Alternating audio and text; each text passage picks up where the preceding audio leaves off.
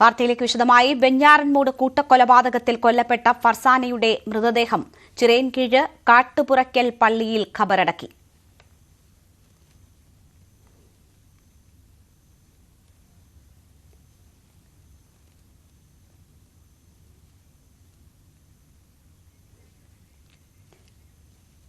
ലത്തീഫിന്റെയും ഷാഹിദയുടെയും Salwa ബീവിയുടെയും അനിയൻ അഫ്സാന്റെയും മൃതദേഹം പാങ്ങോട് ജുമാ മസ്ജിദിലാണ് ഖബറടക്കുക.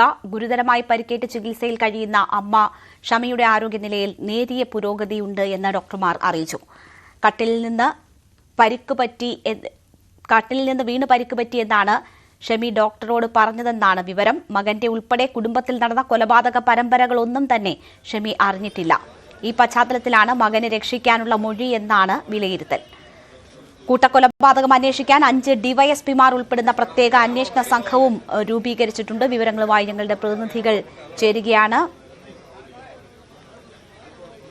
ഷംനയാണ് ആദ്യം ചേരുന്നത്. ഷംന, ഇപ്പോൾ പെൺകുട്ടിയുടെ മൃതദേഹം സംസ്കരിച്ചു എന്ന വിവരം വരുന്നു. ഈ ഇളയ കുട്ടിയുടെ സംസ്കാര ചടങ്ങുകൾ അല്പസമയത്തിനകം നടക്കുമെന്നും വിവരമുണ്ട്. എന്താണ് അവിടെ നിന്നും ഏറ്റവും പുതുതായി കൂട്ടിച്ചേർക്കാൻ കഴിയുന്ന വിവരങ്ങൾ?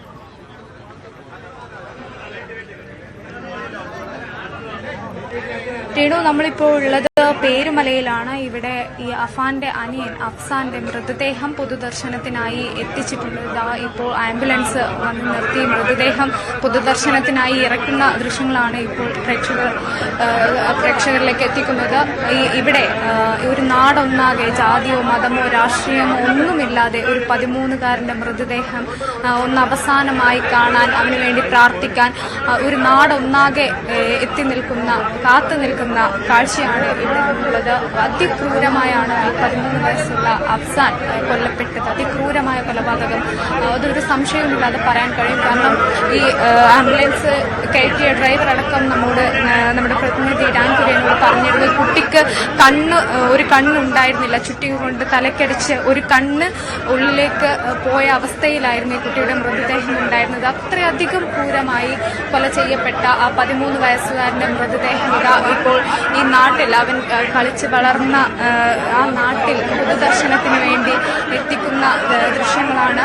അതിവൈകാരികമാണ്.